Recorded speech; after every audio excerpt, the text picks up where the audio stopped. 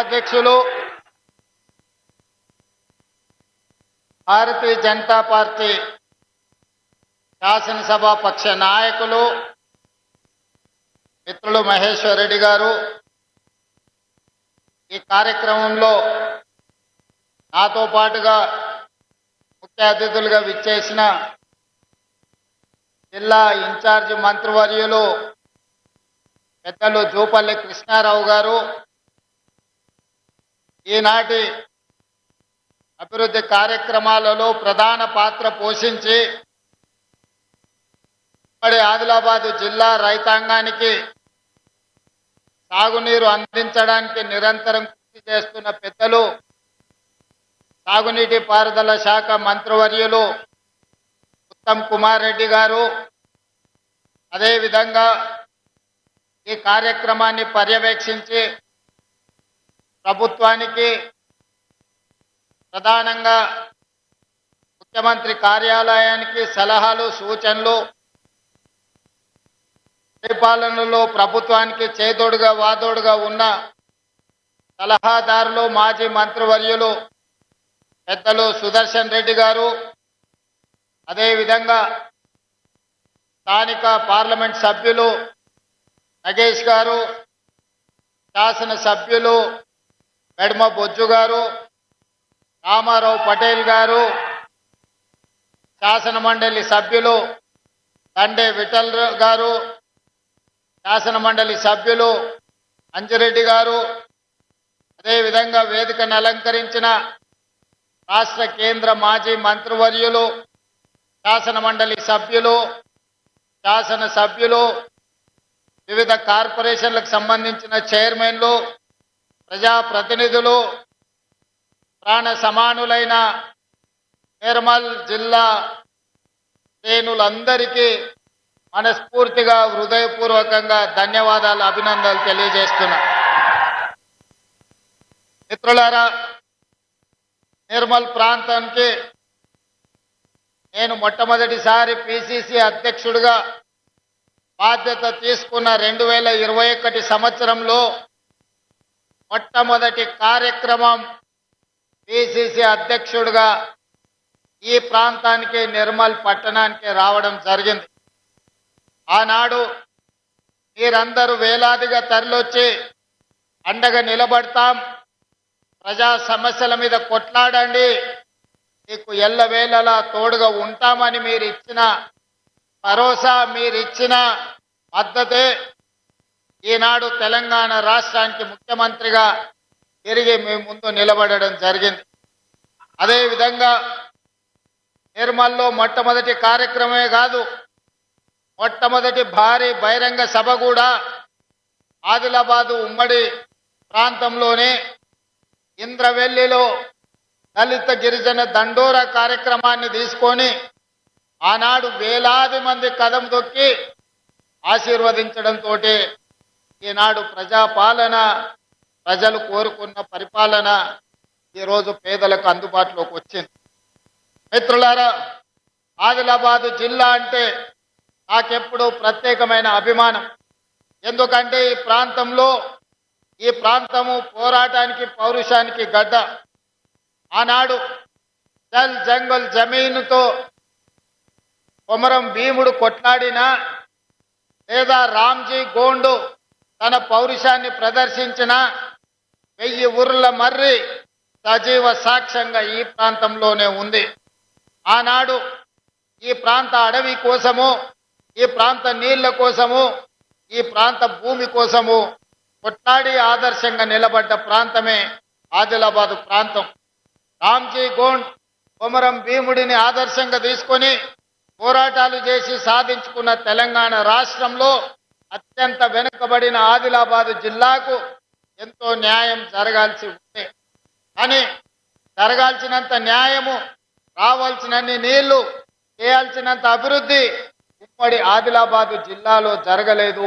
అందుకే ఆదిలాబాదు జిల్లాను పాలమూరు జిల్లాకి ఎంత ప్రత్యేకంగా, నేను ఏ ప్రాంతం నుంచి అయితే వచ్చినో ఆ ప్రాంతానికి ఏ విధంగా నిధులను అందించి అభివృద్ధి చేయాలని అనుకుంటున్నానో పాలమూరు జిల్లాతో సమానంగా ఆదిలాబాదు జిల్లా అభివృద్ధి కోసం నిధులు ఇస్తానని చెప్పాను.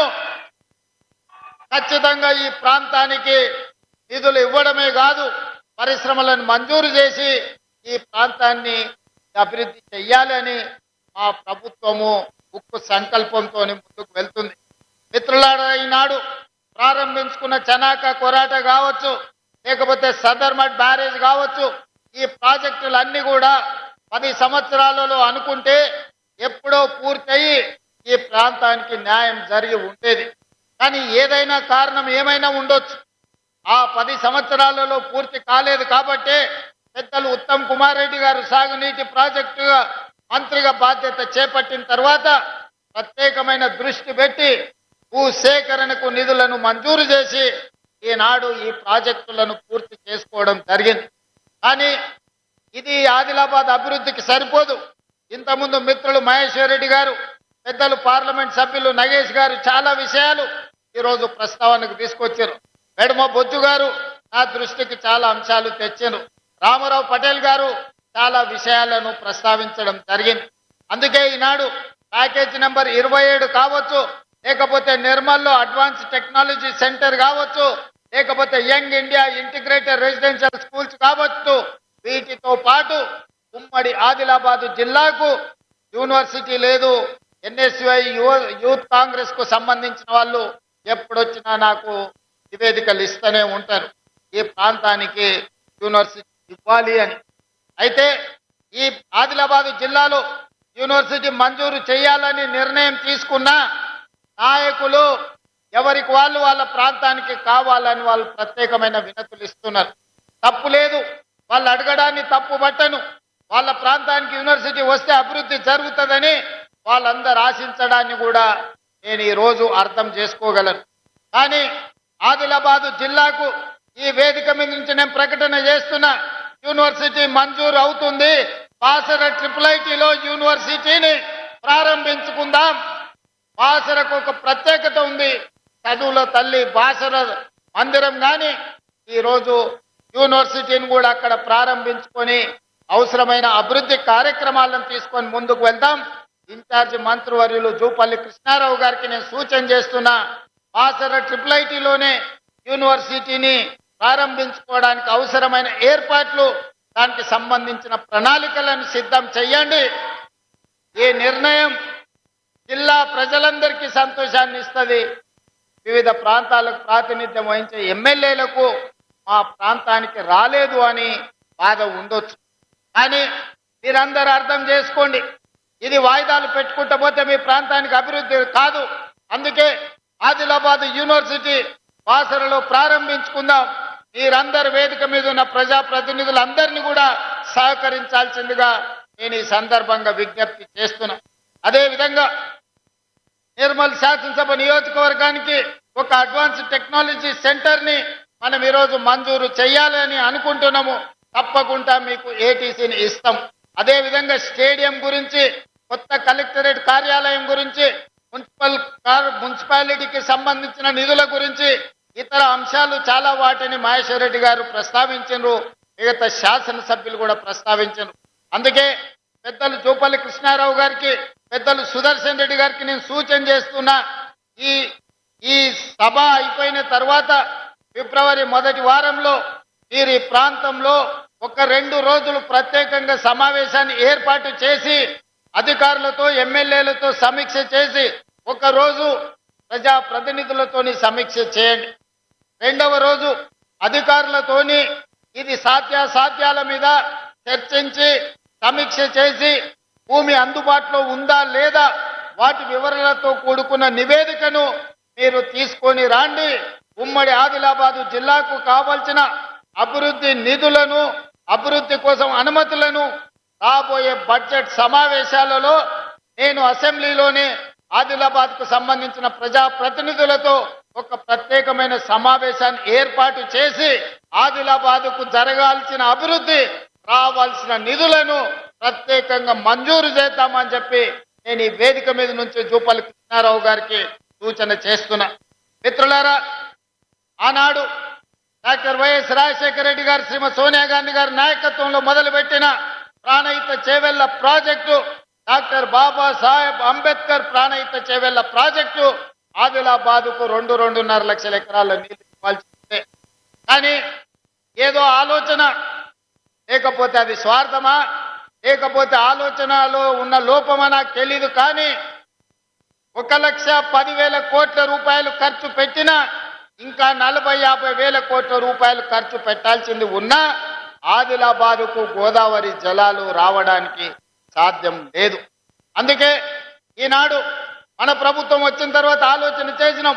ఆదిలాబాదు రైతాంగానికి నీళ్లు ఇవ్వాలి అంటే తుమ్మిడిహెట్టి దగ్గర ప్రాణహిత చేవెళ్ల ప్రాజెక్టును కట్టాల్సిందే, కట్టి తీరవలసిందే. తుమ్మిడిహెట్టి ప్రాంతంలో ప్రాజెక్టును కట్టి ఆదిలాబాదుకు నీళ్లు ఇవ్వాలని నిర్ణయం తీసుకున్నాం. దానికి సంబంధించిన సర్వేలు జరుగుతున్నాయి, నివేదికలు తయారు అవుతున్నాయి. బడ్జెట్ సమావేశాల లోపు ఉత్తమ్ కుమార్ రెడ్డి గారికి సూచన చేస్తున్నా, ఈ తుమ్మిడిహెట్టి దగ్గర నిర్మించాల్సిన ప్రాజెక్టు సంబంధించిన సంపూర్ణమైన నివేదికను తయారు చేయండి. ఆదిలాబాద్ రైతాంగానికి సాగునీరు అందించి ఈ ప్రాంతాన్ని ఆదుకుందాం. తుమ్మిడిహెట్టి దగ్గర ప్రాజెక్టు నిర్మించుకుందాం. మనకు రావాల్సిన నీళ్లను ప్రతి చుక్కను మనం ఒడిసి పట్టుకుందామని చెప్పి ఉత్తమ్ కుమార్ రెడ్డి గారికి నేను సూచన చేస్తున్నా. అదేవిధంగా ఎర్ర బస్సే కష్టం. ఆదిలాబాదు గూడాలలో ఇక్కడుండే పటేళ్లు చాలా మంది వచ్చి నన్ను కలుస్తుంటారు. సార్ మాకు పోవడానికి దారి లేదు, ఆ ఫారెస్ట్ ఆఫీసర్లు ఇల్లు కట్టుకొని ఇస్తలేరు, మా ఊరికి ఎర్ర బస్సు కూడా రావడం లేదని. అందుకే ఈనాడు ఆదిలాబాదు ప్రాంతాన్ని ప్రత్యేకంగా గుర్తించి మిత్రులు పాయల శంకర్ ఆదిలాబాద్ ఎయిర్పోర్టుకు సంబంధించిన అంశాన్ని నగేష్ గారు, అదేవిధంగా ఎడమ బొజ్జు గారు నా దృష్టికి తెచ్చారు. అందుకే ఆదిలాబాదు జిల్లాకి ఎయిర్పోర్టు తీసుకొచ్చి ఎర్ర బస్సు రాని ఈ ప్రాంతానికి ఎయిర్ బస్సు తీసుకొచ్చి విమానాలను తీసుకొచ్చే బాధ్యత మన ప్రభుత్వం తీసుకుంటుంది. పెద్ద భారత ప్రధానమంత్రి నరేంద్ర మోడీ గారి చేత ఎయిర్పోర్టును ప్రారంభించుకుందాం.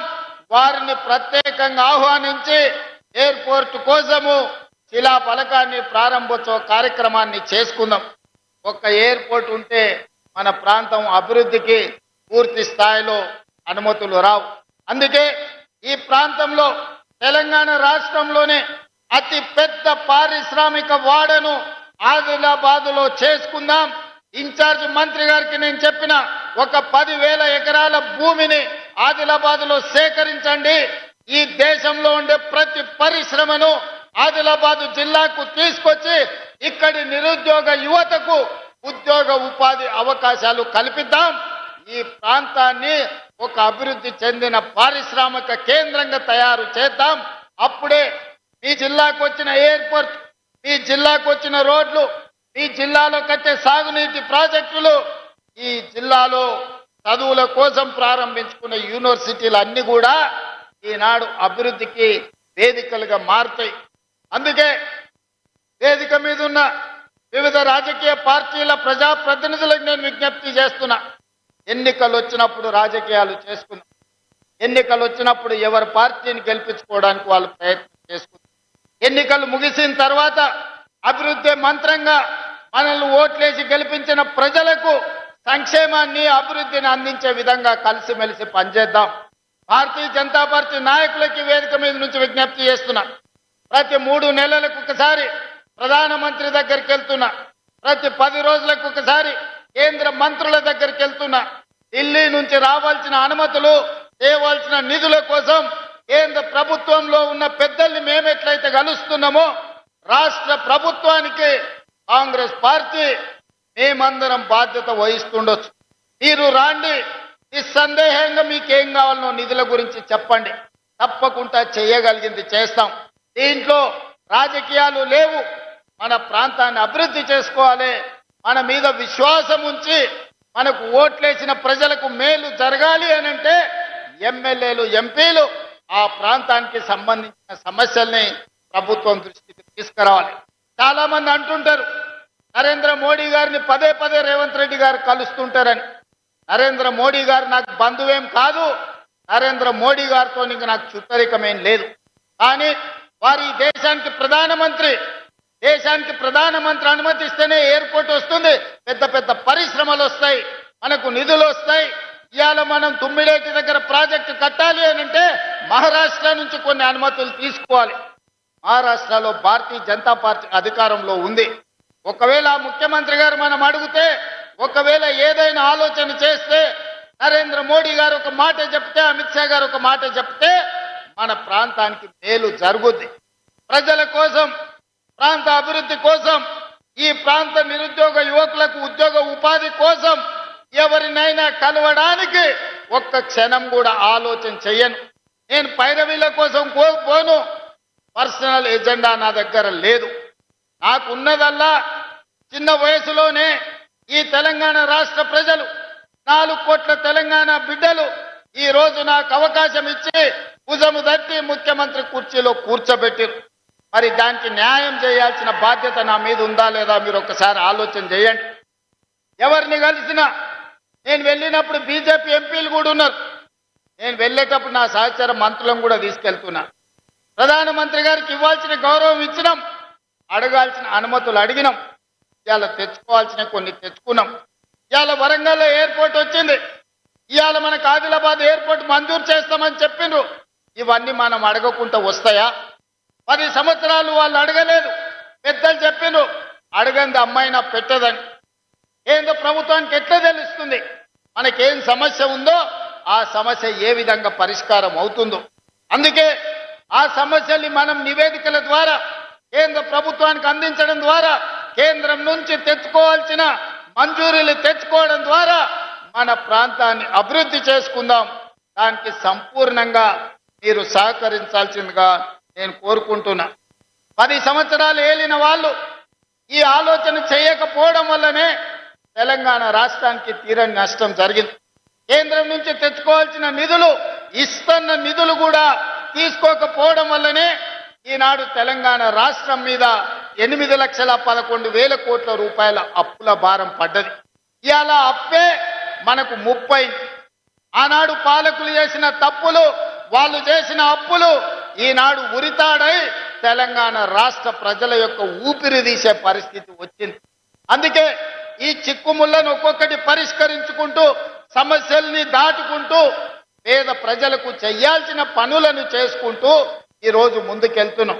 నేను ఈడున్న పేదోళ్ళని అందరిని అడుగుతున్నా, ఆనాడు మీకు ఎన్ని డబుల్ బెడ్రూమ్ ఇళ్ళు వచ్చినాయి ఒక్కసారి ఆలోచన చేయండి.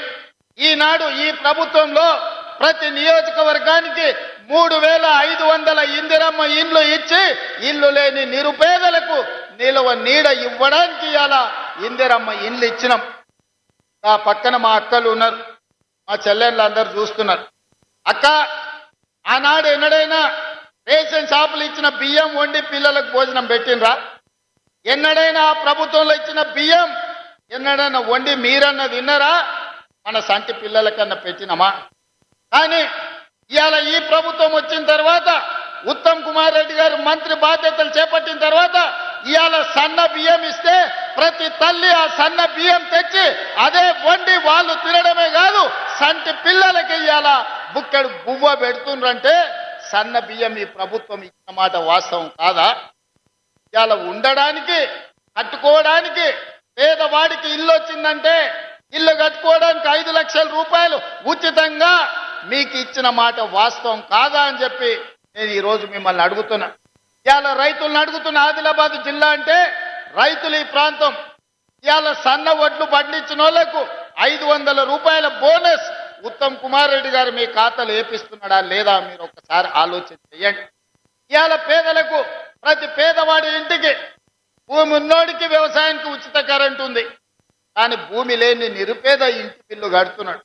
మరి ఇవాళ మీ అందరికీ 200 యూనిట్ల వరకు 50 లక్షల కుటుంబాలకు, 50 లక్షల ఇళ్లకు ఉచితంగా కరెంటు మీ ఇంటికి వస్తుందా లేదా? మీరు ఇంటికి వెళ్ళి లైట్ వేసినప్పుడు ఒక్కసారి ఆలోచన చెయ్యండి. ఇవాళ మా అక్కలు ఉండ్రీడ, ఆ ఎల్ల అమ్మగారి ఇంటికి పోవాలన్నా, అమ్మవారిని దర్శించుకోవాలన్నా, బాసర మందిరానికి పోవాలన్నా ఇంటి ఆయన ముందలనో, కన్న కొడుకు ముందలనో చేయి చాపాల్సిన పరిస్థితి. ఆయన దసరాకి అడిగితే ఉగాది పోదు పో, ఇప్పుడు ఏం తొందర ఉంది, మీ అమ్మగారింటికి పోకపోతే కొంపలు మురుగుతున్నాయని ఇంటి ఆయన అంటే కళ్ళల్లో నీళ్లు పెట్టుకొని మా అక్కలు, మా అమ్మలు మౌనంగా ఉండే. కానీ ఇవాళ ఇంటి ఆయన బాయికాడికి పోతే అక్క అమ్మగారి ఇంటికి పోయి చూసి మళ్ళీ సాయంత్రం లోపల ఇంటికి వచ్చే పరిస్థితి వచ్చింది.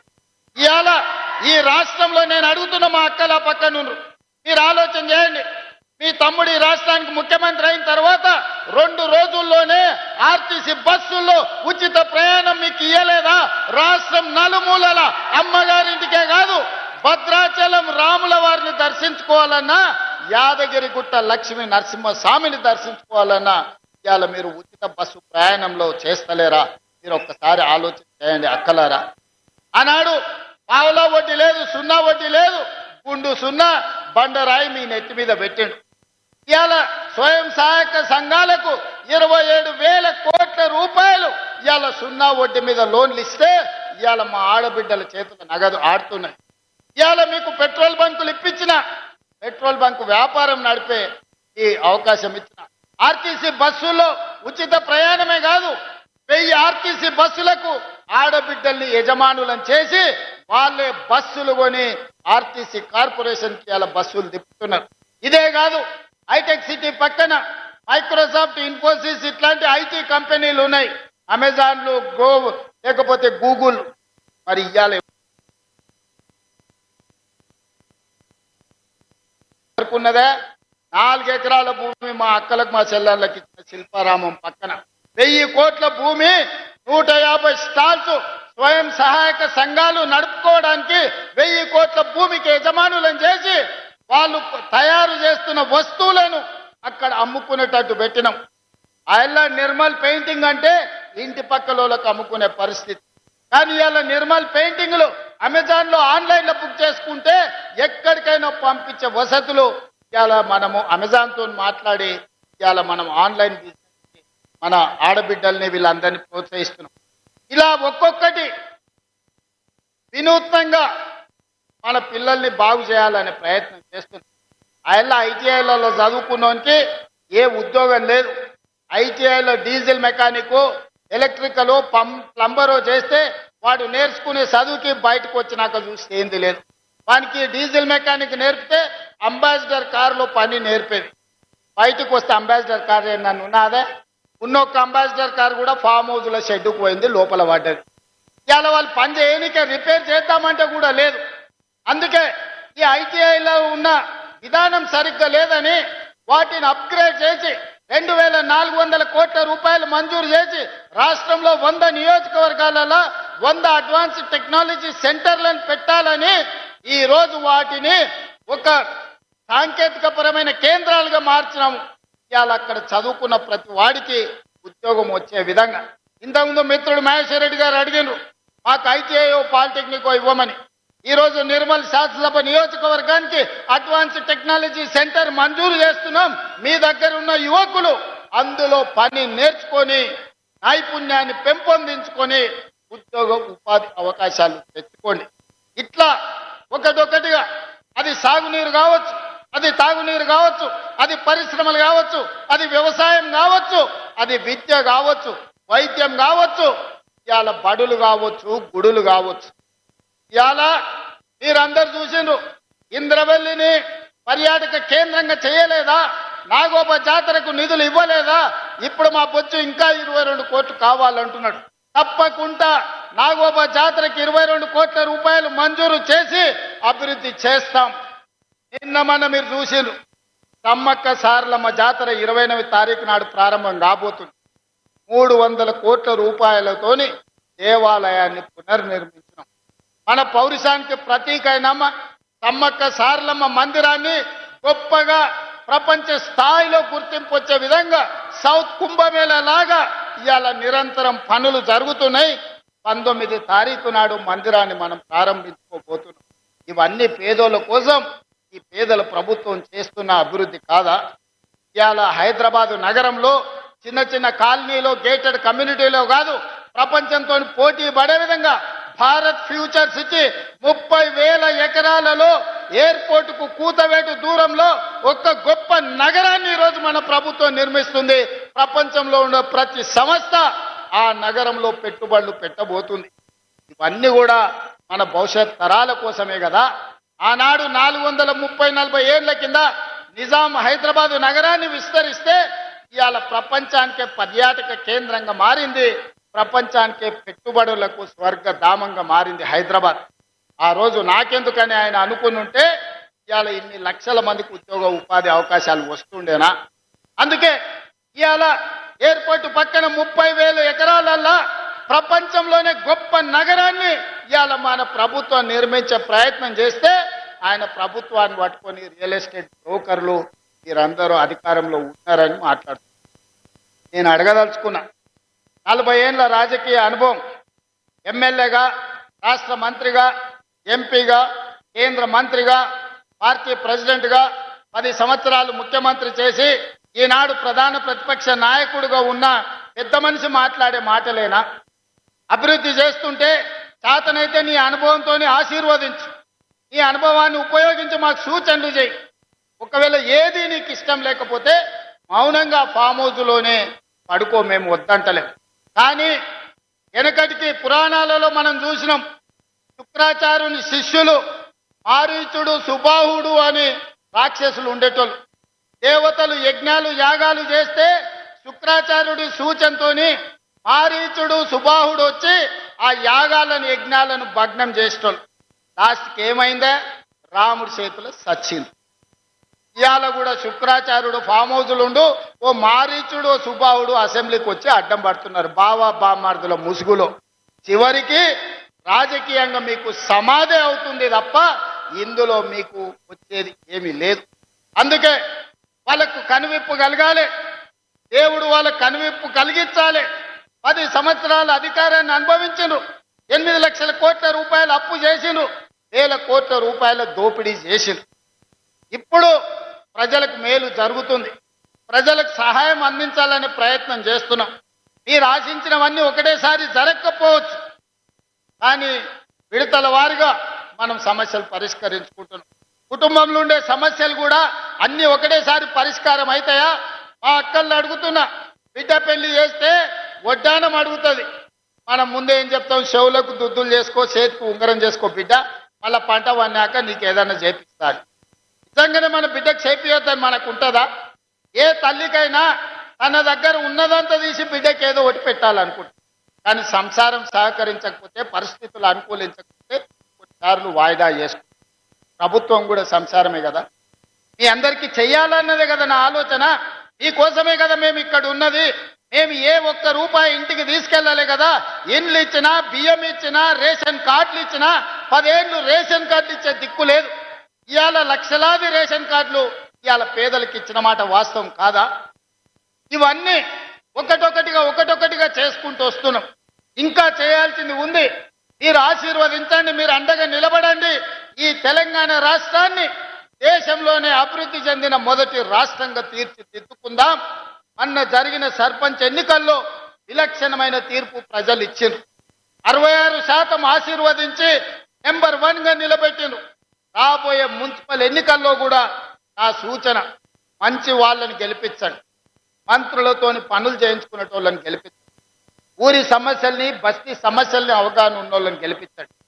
10 రూపాయలకు మనం ఓటేస్తే 100 రూపాయలు వాడు కొల్లగొడతాడు. అందుకే మనమంటే ఇష్టపడేటోడు, మన సమస్యల్ని పరిష్కరించటోని గెలిపించండి. నేను వాళ్ళని గెలిపించండి, వీళ్ళని గెలిపించండి అని అనట్లేదు. ప్రజల ప్రభుత్వంతో కలిసి పనిచేసేటోళ్ళని గెలిపిస్తే మన ప్రాంత సమస్యలు పరిష్కారం అవుతాయి. తొందరలోనే మున్సిపల్ ఎన్నికలు జరుగుతున్నాయని టీవీలలో, పేపర్లలో వస్తుంది. మున్సిపల్ ఎన్నికలు వచ్చినప్పుడు మంచోన్ని గెలిపించుకోండి, మనోన్ని గెలిపించుకోండి, మంచిగా మీ సమస్యలు పరిష్కరించేటోని గెలిపించుకోండి. అప్పుడే ఈ ప్రాంతాలకు అభివృద్ధి జరుగుతుంది. ఇవాళ నేను ముఖ్యమంత్రి గీడికి వచ్చిన అంటే బీజేపీ ఎమ్మెల్యేలైనా వాళ్ళు వచ్చి అడిగినారు కాబట్టి ఇవాళ మంజూరు చేస్తానని నేను చెప్పిన. వాళ్ళు ఈ సభకు రాకుండా, ఈ సభలో అడగకుండా, ఈ సమస్యలు ప్రస్తావించకపోతే మీకు అన్యాయం జరిగి ఉండేది కదా. నా సూచన ఒక్కటే, ఎన్నికలప్పుడే రాజకీయాలు చేద్దాం, ఎన్నికల తర్వాత అభివృద్ధిలో కలిసి నడుద్దాం. ఇవాళ మహేశ్వర్ రెడ్డి గారైనా, మెడమ బొజ్జు గారైనా, రామారావు పటేల్ గారైనా, ఈ వేదిక మీద ఉన్న ఎమ్మెల్యేలు, ఎమ్మెల్సీలు ఏవైతే విషయాలను నా దృష్టికి తీసుకొచ్చిండ్రో వాటన్నిటిని కూడా మా ఇన్ఛార్జ్ మంత్రి గారికి సూచన చేస్తున్నా. మీరు ఫిబ్రవరి మొదటి వారంలో మీరు సుదర్శన్ రెడ్డి గారు వచ్చి కూర్చొని ఒక రోజంతా ప్రజాప్రతినిధులతోని రెండవ రోజు అధికారులతోని సమీక్ష చేసి రేపటి బడ్జెట్ సమావేశాలకు ఆదిలాబాద్ కోసం ప్రత్యేకమైన నివేదిక తయారు చేయండి.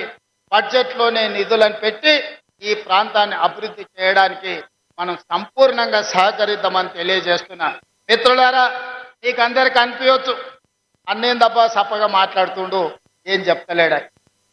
నేను ఓడిపోయిన వాళ్ళ గురించి పడిపోయిన వాళ్ళ గురించి మాట్లాడదలుచుకోలే, నిర్ణయం తీసుకున్నా. ఒక్క ఏటుకు పోయాడ వండుకున్నారు. వెనకటికి టైసన్ నాకౌట్ కొట్టింది కదా, ఒక దెబ్బకి అన్నీ అయిపోయినట్టు. అన్నీ అయిపోయినాయి, ఇప్పుడు మనం పని చేయాలి. అందుకే వాళ్ళ గురించి వీళ్ళ గురించి ఏదేదో మాట్లాడాలని నేను అనుకుంటలేను. నాకు ఇచ్చిన బాధ్యతతోని మీకందరికీ పని చెయ్యాలి, సేవ చెయ్యాలి అనుకుంటున్నా. మేము పాలకులం కాదు, మేము సేవకులము. తప్పకుండా మీకు సేవ చేస్తాం, మిమ్మల్ని అభివృద్ధి చేస్తాం, మీ మనసు గెలుస్తాం. రాబోయే ఎన్నికల్లో మళ్ళీ గెలుస్తాం. 2034 వరకు మన ప్రభుత్వాన్ని కొనసాగిస్తాం. ఆదిలాబాద్ సమస్యలు పరిష్కరిస్తా, ఇక్కడికి ఎయిర్పోర్ట్ తెస్తా, ఇక్కడికి పారిశ్రామిక వాడ తీసుకొస్తాం. తుమ్మిడి హెట్టి దగ్గర గోదావరి జలాల కోసం ప్రాజెక్టు కట్టి ఆదిలాబాద్ను అభివృద్ధి చేద్దామని చేస్తూ మీ అందరి దగ్గర సెలవు తీసుకుంటున్నా. ధన్యవాదాలు మిత్రులారా. ప్రజల మనిషి, ప్రజా సమస్యలను తెలుసుకొని తక్షణమే వాటి పరిష్కార దిశగా అడుగులు వేస్తున్న కార్యదక్షులు, తెలంగాణ రాష్ట్ర అభివృద్ధి పథంలో ముందుకు తీసుకుపోతున్న గౌరవ ముఖ్యమంత్రి గారి దిశానిర్దేశంతో ఈ జిల్లా మరింత అభివృద్ధిని సాధిస్తుందని ఆశిస్తూ వారి ఆత్మీయ సందేశానికి ప్రత్యేక ధన్యవాదాలు తెలియజేస్తూ ఇప్పుడు వారి నిర్మల్ ఫెస్టివల్కి సంబంధించిన లోగో ఆవిష్కరిస్తున్నారు. చారిత్రక సాంస్కృతిక ప్రాశస్త్యాన్ని చాటి చెప్పేలా నిర్మల్ ఉత్సవాల్ని నిర్వహించబోతున్నాం. ఆ ఉత్సవాలకు సంబంధించిన లోగోను అలాగే పోస్టర్ని గౌరవ ముఖ్యమంత్రి గారు ఆవిష్కరిస్తున్నారు. ఇది రెండవసారి నిర్మల్ ఉత్సవాల్ని నిర్వహించడం. అలాగే ఇప్పుడు గౌరవ ముఖ్యమంత్రి గారి చేతుల మీదుగా మహిళా స్వయం సహాయక సంఘాల సభ్యులకు వడ్డీ లేని రుణాలకు సంబంధించిన చెక్కు పంపిణీ ఉంటుంది. జిల్లా గ్రామీణాభివృద్ధి శాఖ ద్వారా నిర్మల్, ముదోల్, ఖానాపూల్ నియోజకవర్గాల పరిధిలోని మహిళా స్వయం సహాయక సంఘాలకు 550 కోట్ల రూపాయల నిధులు, అట్లాగే పట్టణ పేదరిక నిర్మూలన సంస్థ మెప్మా ఆధ్వర్యంలో నిర్మల్, బైన్సా, ఖానాపూర్ మున్సిపాలిటీ పరిధిలో మహిళా సంఘాలకు 107 కోట్ల రూపాయల వడ్డీ లేని రుణాలను చెక్కుల ద్వారా వారి స్వహస్తాలతో అందజేయడం జరిగింది. వారికి హృదయపూర్వక ధన్యవాదాలు తెలియజేస్తూ నిర్మల్ ప్రాంత అభివృద్ధిని ఆకాంక్షించి ఇక్కడ పలు అభివృద్ధి సంక్షేమ కార్యక్రమాలకి ప్రారంభోత్సవాలు, శంకుస్థాపనలు చేయడంతో పాటు వారి ఆత్మీయ సందేశాన్ని అందించడానికి ఇక్కడికి విచ్చేసిన గౌరవ ముఖ్యమంత్రి గారికి, అలాగే రాష్ట్ర మంత్రులకు, శాసనసభ్యులకు, శాసన మండలి సభ్యులకు, పార్లమెంటు సభ్యులకు, ఇతర ప్రజా ప్రతినిధులకు, ఉన్నత అధికారులకు, ఈ సభకు విచ్చేసిన అశేషమైన నిర్మల్ ప్రజా బంధువులకు ప్రతి ఒక్కరికి పేరు పేరున ధన్యవాదాలు, కృతజ్ఞతలు.